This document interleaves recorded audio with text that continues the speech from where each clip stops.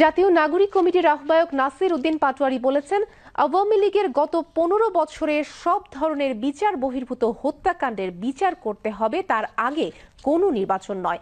আজ জাতীয় প্রেসক্লাবে জাতিসংঘ ফ্যাক্ট ফাইন্ডিং প্রতিবেদন জুলাই হত্যাকাণ্ডের ব্যবচ্ছেদ, দায় ও বিচার শীর্ষক আলোচনা সভায় তিনি কথা বলেন। অনুষ্ঠানে মূল প্রবন্ধ উপস্থাপন করেন জাতীয় নাগরিক কমিটির কেন্দ্রীয় সদস্য সুলতান মোহাম্মদ জাকারিয়া। আলোচনায় অংশ নেন সুপ্রিম কোর্টের আইনজীবী ব্যারিস্টার সারা হোসেন ও ব্যারিস্টার রশনা ইমাম, জাতীয় নাগরিক কমিটির সদস্য সচিব আক্তার হোসেন এবং কেন্দ্রীয় সদস্য হুমায়রা নূর।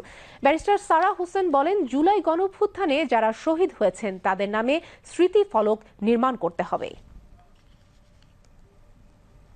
যাদের নাম ইনফ্যাক্ট এই রিপোর্টের মধ্যে এসছে, আমরা জানি যে তারা অনেকে অলরেডি বিদেশে পাড়ি দিয়েছেন এবং সেখানে বসে যে চুপচাপ আছেন বা কোনো অনুশোচনার কোনো খবর আমরা পাচ্ছি তা তো না, বরঞ্চ উল্টো।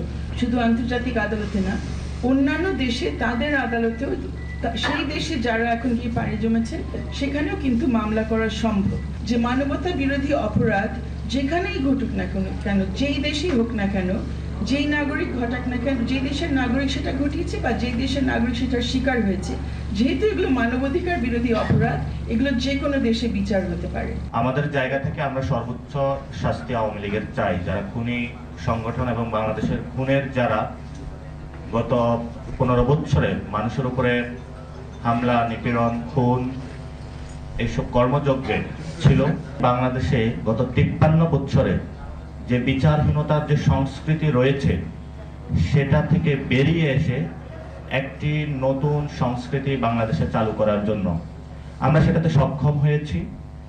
বিভিন্ন জায়গায় মব জাস্টিস হয়েছে, আমরা সেটাও বন্ধ করতে সক্ষম হয়েছি।